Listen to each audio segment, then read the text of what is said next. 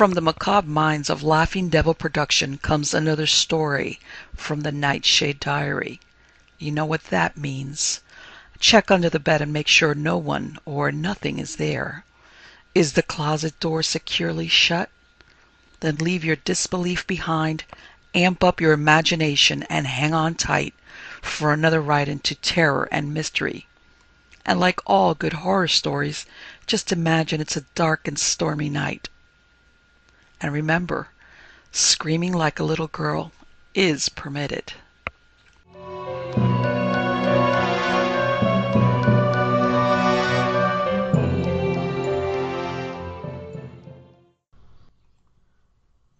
Isle of Man horrors. In no part of the British Isles are legends and traditional stories of hauntings more numerous than in the Isle of Man. Many of them are associated with Peel Castle. One of the ghosts which is said to haunt it is a notorious Manth Doog, or phantom in the form of a shaggy dog with evil glaring eyes. Waldron, the famous Manxland historian, says that an apparition called the Manth Doog haunted all parts of Peel Castle, but particularly the guardroom, to which it would constantly come and lie down by the fire. The soldiers on duty there were so accustomed to seeing it that they ceased to be greatly alarmed by it, but as they believed it to be an evil spirit waiting for an opportunity to injure them, they refrained from swearing and using foul language in its presence. None of them liked to be left alone with it, or to go alone during the night along the passage through the church to deliver the keys of the castle to the governor or his substitute. One night a soldier who had been drinking somewhat heavily declared that he was not in the least degree afraid of any ghost and would go alone with the keys. Soon after he had started, his comrades in the guardroom heard the most unearthly sounds, and presently he returned, ghastly white, and too overcome with terror to say what had happened. He died in violent agony. After this no one would venture in the passage at night, and consequently it was sealed. Waldron asserts that he heard the truth of the story vouched for by several people. One of them was an old soldier, who said that he had seen the phantom dog many times. Although the passage was sealed, rumors assert that the Manth Doog still haunts the ancient ruin. Many stories and legends of ghostly and mysterious happenings are also associated with Rushen Castle, formerly the palace of the King of Manxland, and for many years the prison of the island. According to Waldron, there were said to be significant houses under Rushen Castle. Several men, he states, ventured to explore the subterranean region in ages past, but none of them ever returned to give an account of what they saw. In more recent times, a man, possessed of more than ordinary courage and resolution, begged permission to explore under the castle. He obtained leave of the governor, went down, and returned by the aid of the pack thread which he had providentially taken with him. He told an astounding story. He said that after he had passed through the vaults directly underneath the castle, he found himself in a long, dank, and dark passage. When he had gone along it for about a mile, he came to a magnificent house, which was illuminated with many candles. Having fortified himself with the brandy which he had brought with him, he summoned up the courage to knock at the front door of the building. The door was immediately opened by a servant in gorgeous livery, who asked him what he wanted. He explained that he was anxious to reach the extremity of the subterranean domain, but there were so many passages ahead of him that he did not know which was the right one to take. The servant very obligingly showed him the way. When he had gone a considerable distance, he came to a house even more magnificent than the first one. All the windows were wide open, and there were lamps burning in every room. He peered into one of the rooms and saw a hideous monster of at least 14 feet in height and 12 feet round the body, lying on a table in the middle of the floor. Its head was on a cushion, and it was holding a sword in one of his huge, hairy, clenched hands. The sight so appalled the explorer that he turned tail and made no attempt to proceed any further. On his way back he stopped at the first house he had seen, and the polite servant told him that if he had entered the second house he would have been killed. He asked the servant the name of the monster and who owned the house. The servant would not tell him, and advised him to return to the castle as quickly as possible and never to attempt to explore the subterranean regions again. He took the servant's advice and hastened home. The monster which he had seen was believed to be one of the semi-human giants expelled from Wales by the great prophet and enchanter Merlin. Incredible as Waldron's story may seem, it was credited in Manxland for many years. Nasty Sea Phantoms. Some of the most dangerous ghosts haunt ships and the seashore. In Sandys Ovid, 1632, there is a tale of an old Bristol seaman who saw the ghost of 4 dreadful-looking Bristol witches playing at dice in the cockpit of his ship while it was at Gibraltar.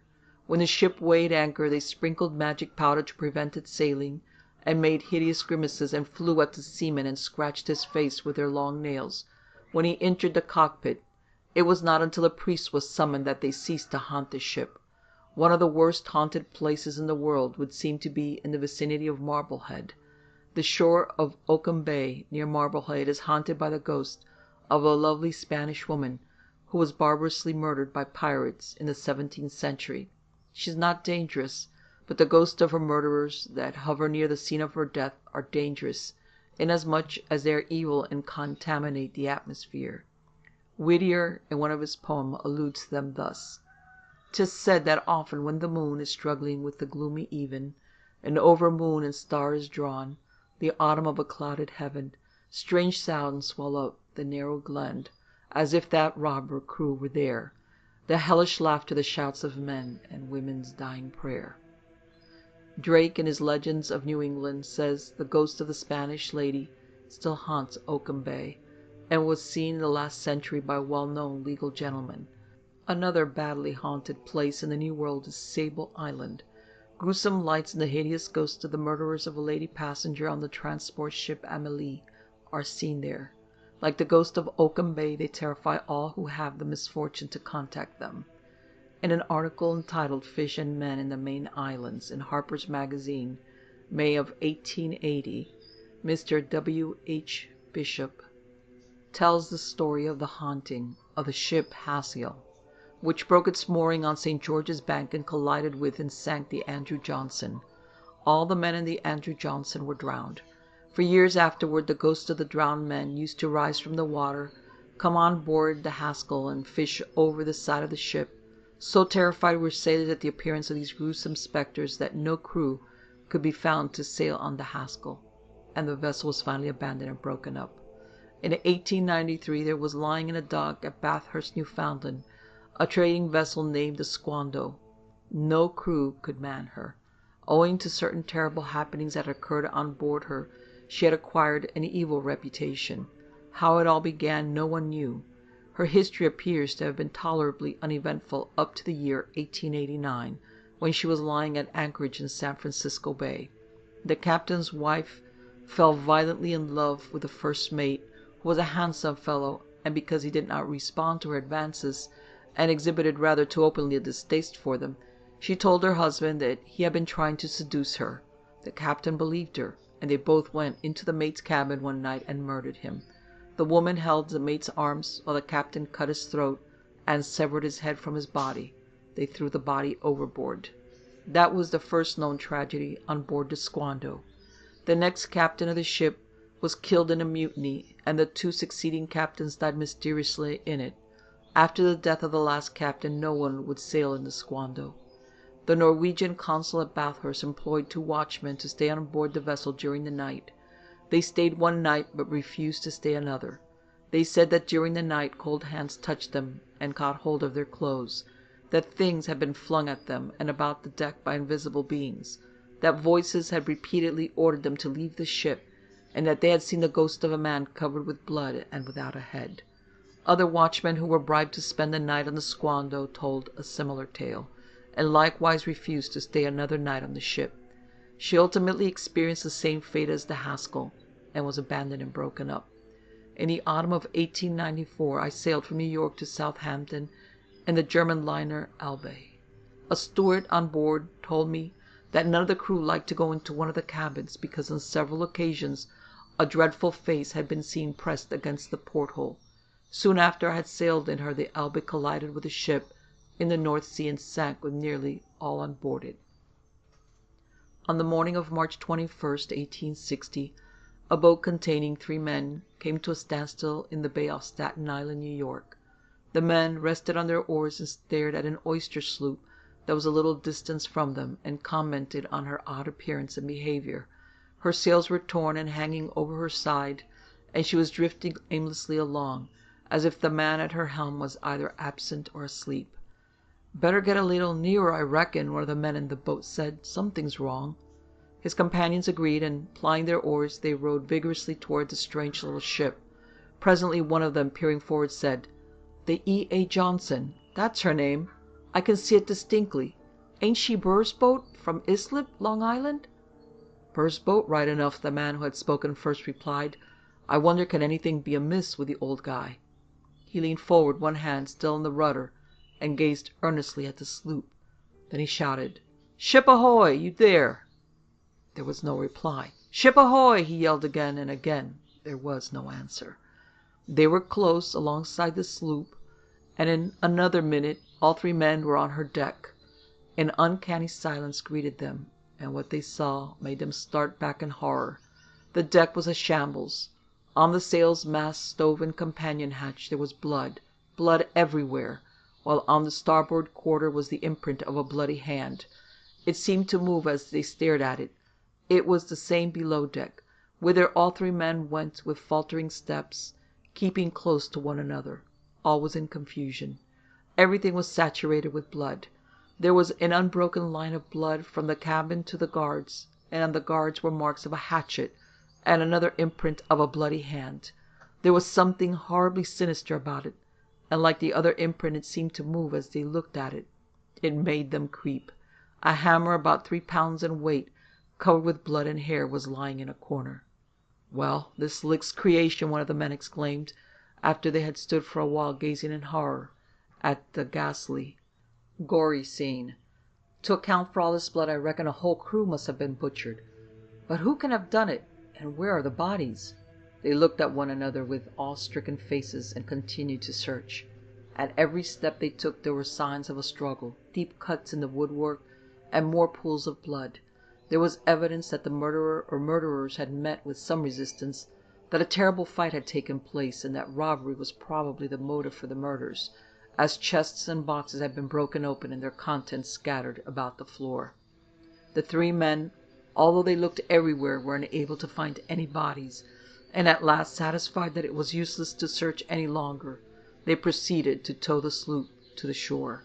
When they arrived, they told their story, and handed over the E.A. Johnson into the custody of the New York harbor authorities. News that a horrible massacre had taken place on a Long Island ship spread far and wide, and New York papers soon had startling headlines about the murders on the E.A. Johnson, while reporters besieged the quay seeking the latest news. There was little, however, to tell at first beyond the already described discovery.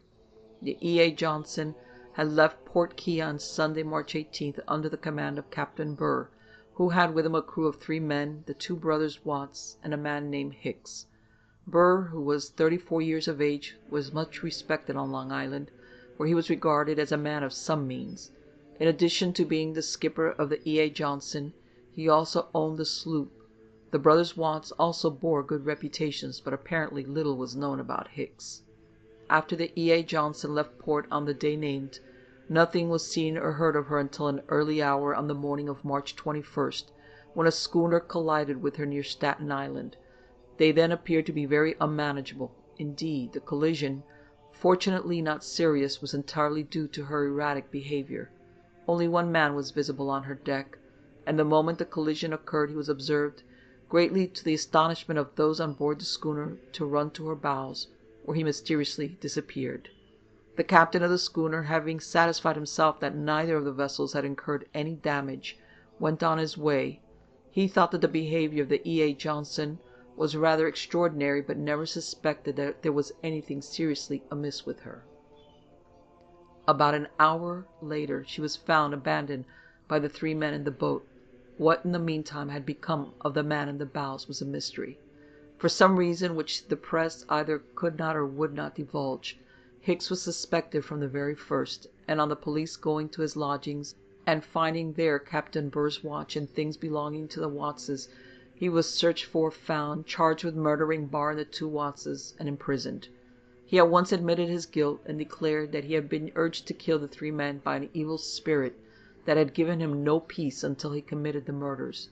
He described the spirit, and said that it had followed him to the sloop from the Saladin, a vessel on board which there had been a mutiny, accompanied by much bloodshed. If what he said was true, he must have been known by another name, because there was no Hicks on the Saladin at the time of the mutiny, in which he declared the evil spirit had made him participate. His confession was remarkable. The following is an extract from it. On the night of March, so there were 5 people on board the E.A. Johnson, namely Burr, the 2 Watts, myself, and the evil spirit. It was between 9 and 10 o'clock. One of the Watts brothers was in the bows, when my companion, the evil spirit, who was at my elbow, told me to get ready. I seized the heavy instrument, and, accompanied by the evil spirit, crept into the bows. Watts was busily occupied scanning the water in front of the vessel, and the evil spirit and I, taking him unawares, dispatched him with blows on the head. Hicks proceeded to describe the other 2 murders. The other brother Watts, who was below deck with the captain, gave no trouble, but the captain, who was a powerful man, fought desperately. Hicks succeeded in killing him, and threw the bodies of his victims into the sea. He was tried, found guilty, and executed. It was estimated that at least 10,000 witnesses came for the execution. The sloop in which the murders had been committed was declared to be haunted by the ghost of Hicks and his evil spirit companion, and such dreadful sounds were heard proceeding from it nightly that it was ultimately demolished. More nasty sea ghosts. The sea figures many times in the ghost lore of Scotland. The Reverend Walter Gregor, in his book Notes on the Folklore of the North East of Scotland, relates the case of an apparition appearing to the crew of a ship somewhere off the Scottish coast. A Scotch sailor, for some unknown reason, murdered his lady love, and in order to evade arrest, joined the crew of a ship that was about to sail for some distant port. One stormy night, soon after the ship had started on her voyage and was still almost within sight of the Scottish shore, the man who was on the lookout saw a strange light in the distance. He at once reported it to the officer on deck, and soon everyone on board the vessel was watching it, wondering what it could be, as it was not like a ship's light. It gradually drew nearer and nearer until it was close to the ship, when it assumed the form of a lovely golden-haired girl clad in a gleaming white robe. She stepped lightly and gracefully onto the bulwark of the ship, and pointing at the trembling murderer, accused him of having killed her, and bade him come to her. For a moment or two he stood rooted to the deck, too overcome with surprise and horror to move or utter a sound, and then, ghastly pale and with a look of terror in his eyes, he obeyed her summons. Regarding him reproachfully, she clasped him in her arms and dragged him with her over the side of the ship and out of sight of the appalled crew. Phantom ships are not confined to African waters, as was the phantom ship of Captain Marryat. They haunt the seas in all parts of the world. There is hardly a maritime nation that has not got its spectral bark. Scotch sailors still have their stories of phantom vessels that have been seen at times off the coast of Scotland. One such story is of a phantom ship that appears in the Solway immediately before a wreck in that water. It is supposed to be the phantom of a vessel containing a bridal party that was maliciously wrecked in the Solway many years ago. A Highland legend records how a large sailing ship, the Rotterdam, went down with all hands off the coast of Scotland, and how ever afterward the phantom of that ship has appeared in Scottish waters prior to a big maritime disaster. Cunningham, in his Traditional Tales of the English and Scottish Peasantry, gives a graphic account of 2 phantom pirate ships that haunt the Firth of Forth. The story goes that 2 Danish pirate ships terrorized for a long time the North Sea.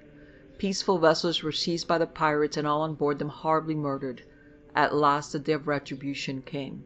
The pirate ships were wrecked in a great storm, and all on board them perished. For their many evil deeds, the pirates were doomed to haunt the North Sea to the Day of Judgment.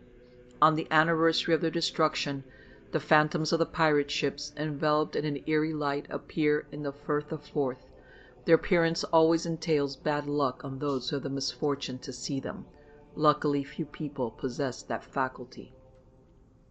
An elderly reader of my books told me that when she was a girl, and often stayed with some of her relations who lived near Arbroath, in the summer she used to go to Lunan Bay with them, and if the sea was not too rough she visited the caves. An old boatman told her that he had seen strange sights in the bay. On one occasion he and several other men were standing on the shore talking, when they saw a large ship about a mile distant. Although the sea was not very rough, she was plunging and rolling as if in the throes of a violent storm. They could tell by her build that she was not a British ship, but they could see no indication of her nationality. She seemed to be in distress, and they were wondering what they ought to do about it when she suddenly vanished.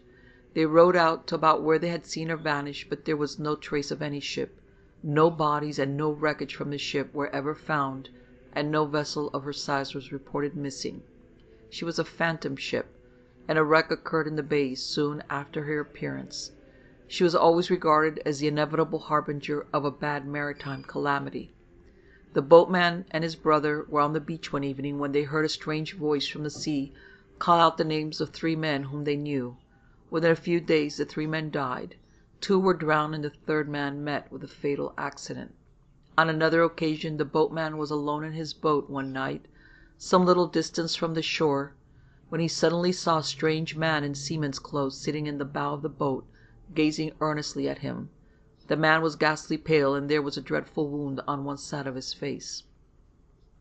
"Tell my sister Mary Smith, who lives in Arbroath," the strange man said, "that she must on no account marry Andrew. He is no good."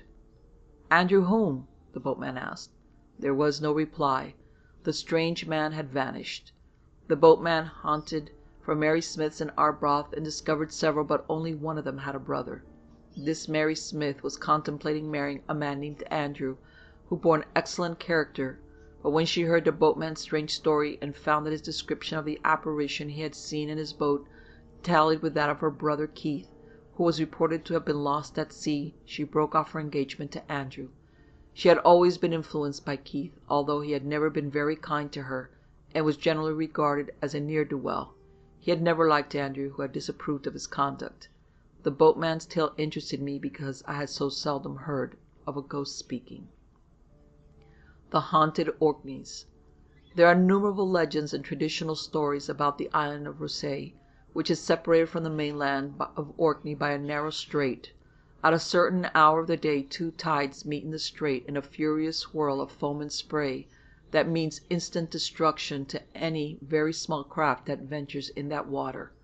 One traditional story of the strait is about a young fisherman who was madly in love with an Orkney girl, the daughter of a native of Skye, who was gifted with second sight. The girl declared that she would not marry him unless he proved his love for her by sailing through the strait alone in a frail craft at the hour when the tides met at the place known as the Enhallow Roust. The girl's father told her that he had a vision, in which he saw the young man's boat overturned in the strait and the young man drowned, and begged her to stop the young man from attempting such a perilous feat. She refused to listen to him, and warned the young man that unless he imperiled his life for her sake, she would marry his rival, the son of a Whig tradesman. Unable to brook the idea of her marrying a man he hated, the young fisherman tried to pass through the strait alone in his little craft. He had not gone far before his boat capsized, and he was drowned. Ever since his death, the phantom of a little fishing craft has been seen periodically in the strait, always at the hour when the tides meet at the Enhallow Roust. A gruesome light surrounds the boat, in which there is a solitary figure in a blue jersey and red fisherman's cap. The girl for whom he risked his life married his rival. He treated her so badly that she drowned herself. Her phantom is said to haunt the scene of her tragic death, invariably incurring grave misfortune on anyone who sees it. A curious story is told about the Isle of Enhallow, which is in about the middle of the strait between Rousay and the mainland of Orkney. It is said to have once been visible at certain hours and seasons, always mysteriously vanishing before anyone could reach it.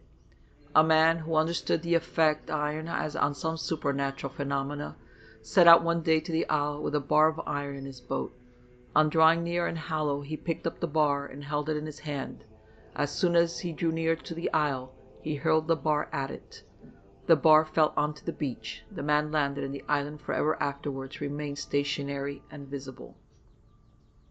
The natives of Rousay say that near Enhallow there was once an island which was the favorite haunt of fairies and strange denizens of another world. Fishermen passing the island at night heard beautiful music and saw the shadowy forms of lovely women in grotesque shapes. The following traditional story relates the last appearance of the island to living human beings. One day a pretty young girl, whose home was on Rousay Island, went up on a hill opposite Enhallow to get peat. After filling her sack with it, she was sitting on the heather resting, when a strange man suddenly appeared and asked her to go with him. She refused at first, but finally went with him. When night set in and she did not return home, her parents organized a search for her, but although they searched far and wide, not a trace of her could they find. Some years afterwards, her parents were fishing one day somewhere to the west of Enhallow Isle, when a thick mist suddenly enveloped them. After a little while their boat touched land. They stepped onto the shore thinking that they were on Enhallow soil, and walked inland. After they had gone a little way, they realized that they were not on Enhallow Island, but in some quite unfamiliar country.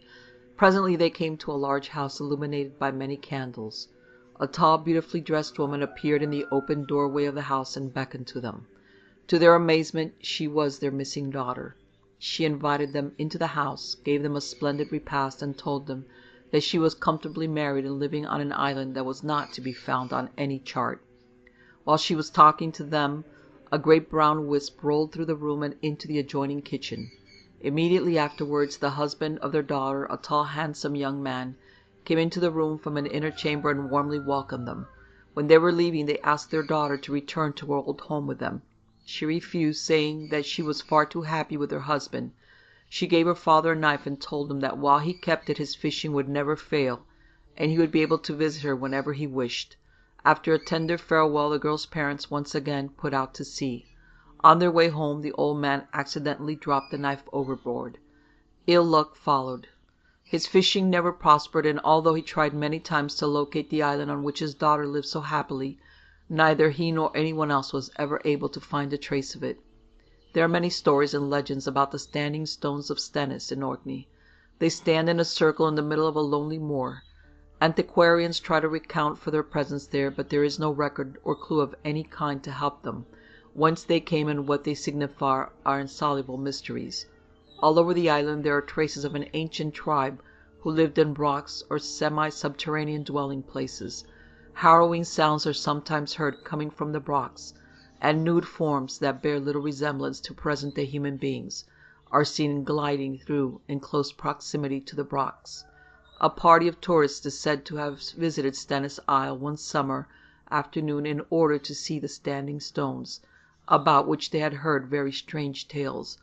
On approaching the stones, they saw tall blue flames suddenly emerge from them and leap around the stones in an eerie circle. The tourists were so scared that they beat a hasty retreat to their ship, and did not feel quite safe until Stennis Island was a mere speck in the distance. There is also a story about an Orkney man who went to sleep one afternoon with his back against one of the stones. He dreamed that bare bony arms suddenly clutched hold of him, and a hoarse voice said, "Malcolm Mackie, you belong to us. Here you must stay." Malcolm thought that he begged very earnestly to be allowed to go home, and that the voice said, "Promise to return here this day week, and we will permit you to depart." Malcolm promised and immediately awoke.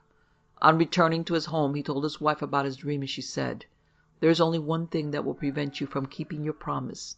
Rest easy, Malcolm Mackie, I will see that one thing is done." She borrowed irons of all shapes and sizes from her friends and neighbors, and when the week had elapsed, she made Malcolm lie in bed and surrounded him with the iron which she had collected. Whenever he felt impelled to keep his promise, she got more iron, and kept on doing this till the 7th day had passed, and he was free. But he never again went anywhere near the standing stones of Stennis Island.